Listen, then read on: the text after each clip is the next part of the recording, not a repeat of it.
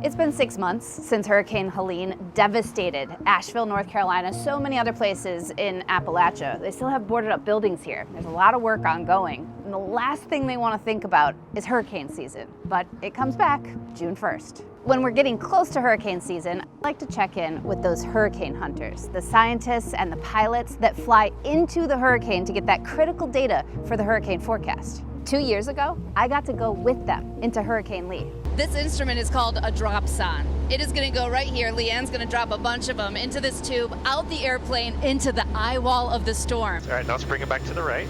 Okay. It was a wild ride, but this is the important part. NOAA studies show that their data that they collect makes a hurricane forecast at least 10% more accurate. Just ask Andy Hazelton with the NOAA Research Division. Hurricane forecasts have improved by a lot.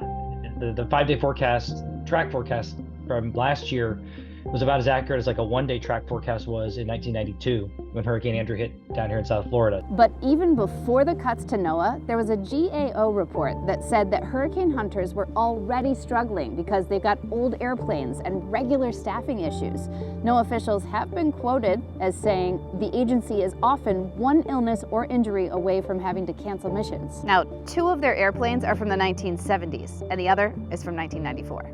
Before Helene made landfall, the one that did all the damage here in Asheville, they missed 2 missions because of maintenance issues. Now, thankfully, the forecast for Helene was really spot on, but it's a big difference when you have no aircraft going into your hurricane. We've seen 2 examples in the Eastern Pacific recently where we had storms that didn't have aircraft flying into them for a variety of reasons. And it was Hurricane John last year, I think, and then Otis the year before. And Otis especially, it basically was kind of unexpectedly intensified into a Category 5. It's kind of alarming to see piles of debris like this still, and the dirt that filled the streets 6 months ago from Hurricane Helene still here.